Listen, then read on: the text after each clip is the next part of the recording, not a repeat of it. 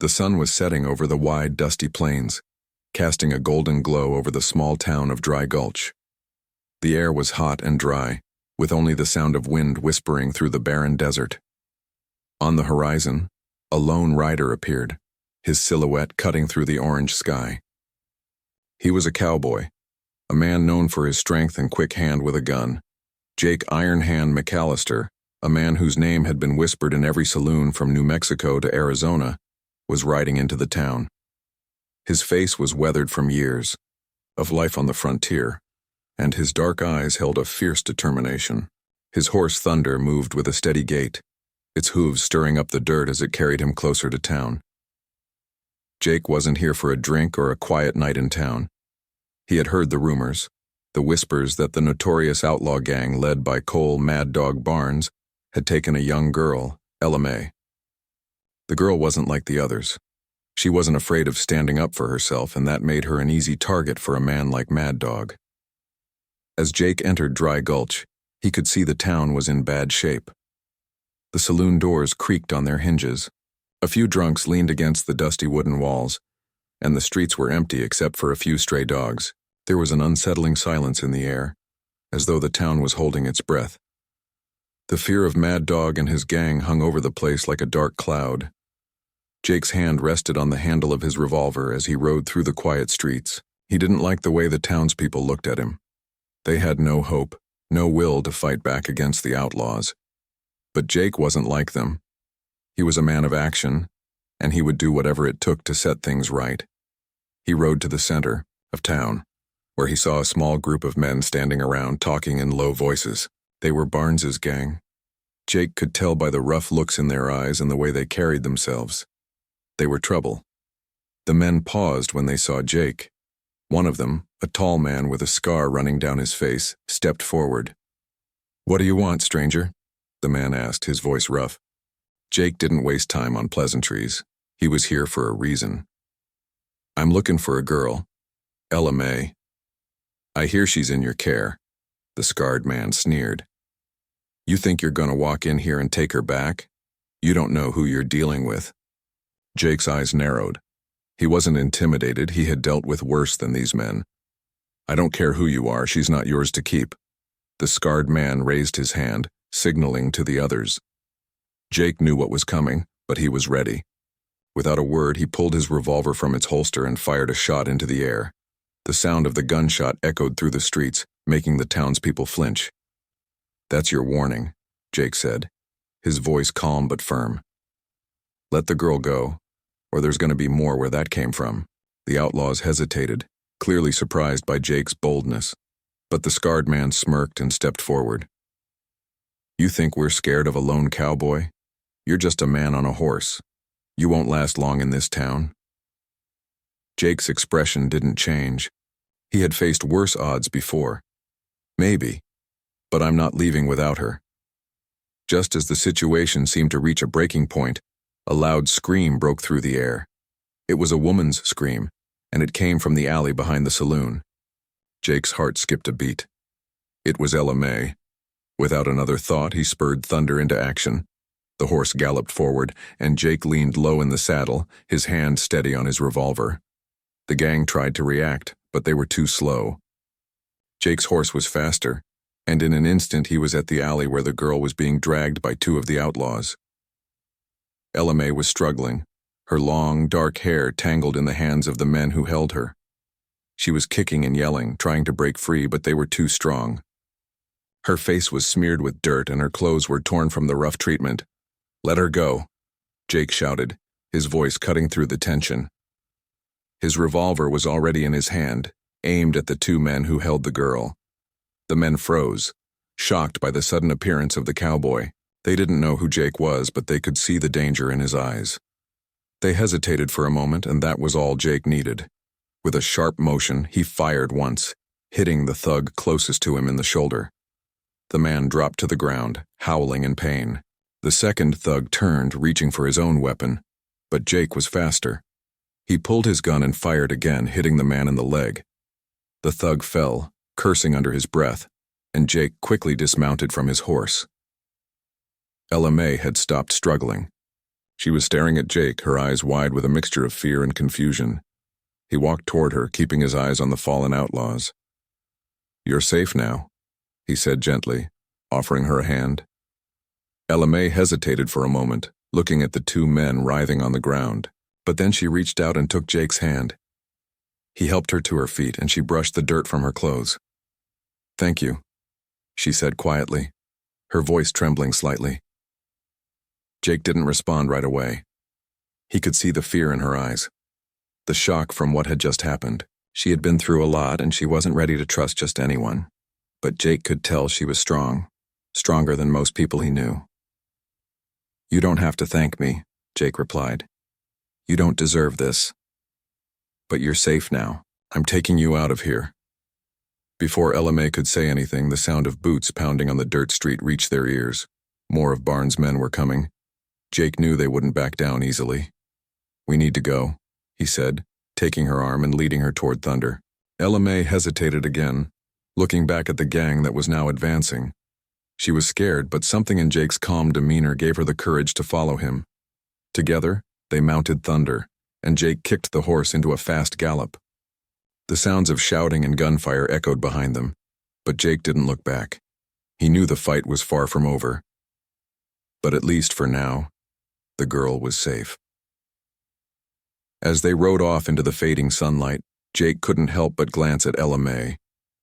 Her face was pale, but there was something in her eyes, something that told him she wasn't just a victim in this story. She was a survivor, and together, they would face whatever came next. The night was cold as the winds whipped through the desert, the stars shining brightly above. Jake and Ella May had ridden hard for hours, leaving Dry Gulch far behind them. They didn't stop until they reached the foot of a rugged mountain range, where Jake had often camped during his travels.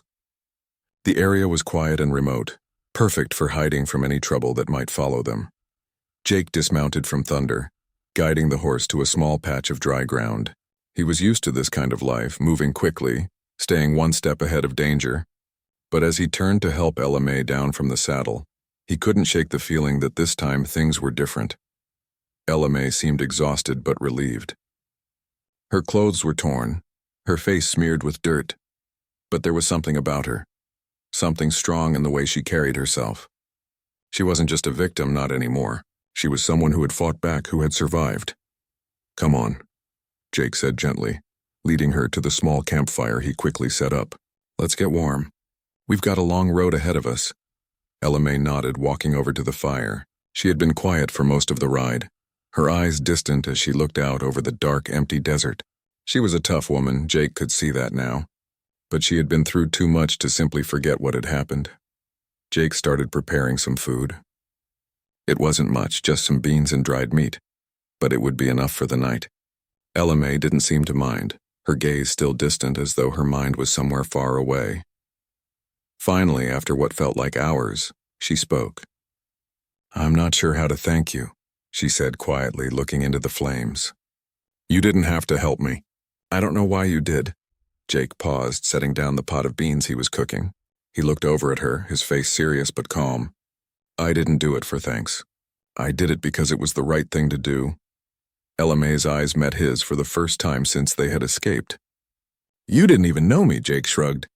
"I didn't need to know you to know what was wrong. It's never right for someone to be treated like that. No one deserves to be taken and hurt." Ella May was quiet for a long moment, absorbing his words. She had been captured by Barnes and his gang, sold into their hands like some kind of prize, but now, for the first time in what felt like forever, she was free. But freedom came at a cost. The memory of what had happened, the rough hands that had dragged her away, still haunted her. "I didn't think anyone would ever come for me," she admitted softly. "I thought I was just lost." Jake walked over and sat down beside her, the fire crackling between them. "You're not lost," he said firmly. "You're here, and that's all that matters now. You don't have to face it alone." Ella May didn't know what to say to that. She had been on her own for so long. She had never known a world where people fought for her. She had never known a world where people cared enough to fight for what was right.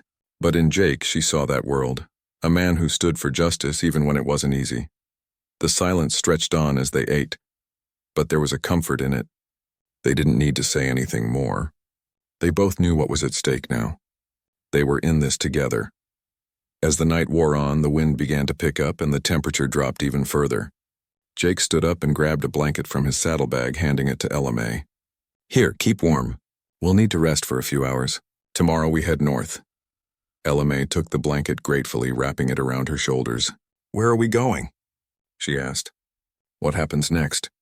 Jake's expression grew serious. "We keep moving. I'm not sure where we'll end up, but I'll make sure you're safe. Barnes won't stop until he gets you back.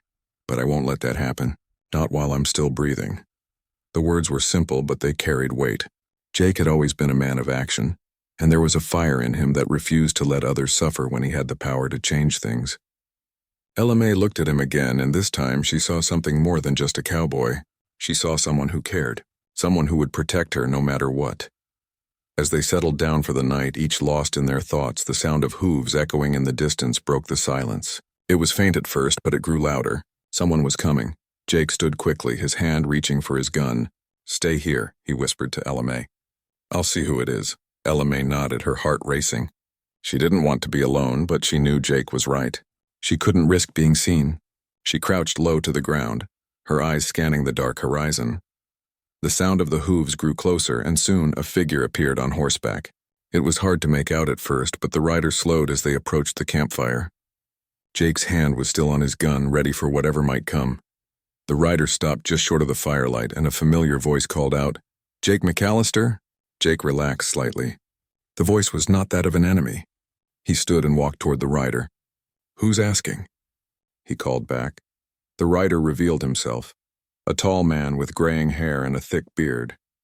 He was dressed in a worn-out duster and a wide-brimmed hat that shaded his eyes. It was a face Jake knew well. Tom Cormack, a former lawman and old friend. "What are you doing out here, Tom?" Jake asked, eyeing his friend warily. "I could ask you the same thing," Tom replied, swinging off his horse. "Word's been going around that Barnes's men have been tearing up Dry Gulch, and I figured you'd be somewhere nearby." "What's this about a girl?" Jake's eyes flicked back to where LMA was hiding, just beyond the firelight. He didn't want to reveal too much yet, but Tom was a man of honor, someone who could be trusted. "She's a girl Barnes took. I'm helping her get away," Jake said quietly. "Barnes won't let go so easily." Tom nodded, understanding the situation. "I figured as much. I can help. I know the land around here, and I've got some friends who owe me favors. You're gonna need all the help you can get." Jake looked at his old friend, then back at LMA. She was still out of sight, but Jake knew she could hear the conversation. The feeling of safety she had gained was now fragile. The danger was far from over. "Thanks, Tom," Jake said, offering a brief smile. "We could use the help." "Don't mention it," Tom replied, shaking his head. "We've been through worse together. Let's get her out of here. There's no time to waste." With Tom's help, Jake felt a renewed sense of hope. The road ahead would still be dangerous, but they weren't alone anymore. They had a plan, and more importantly, they had each other. The night passed quickly as they made their preparations. With Tom's knowledge of the land, they would be able to move quickly and quietly. But there was still the matter of Barnes's gang. Jake knew they wouldn't give up until they had LMA back, and he wasn't about to let that happen. As dawn broke, the three of them set off toward the north, the morning light casting long shadows over the desert. Jake knew the road ahead would be tough, but for the first time in a long while, he wasn't afraid. He had a purpose now, to protect LMA, to keep her safe no matter the cost. And as they rode together side by side, Jake couldn't help but glance at LMA once more. She wasn't just a girl in need of saving anymore. She was strong, fierce, and ready to fight for herself. They were a team now, and together, they would face whatever came next.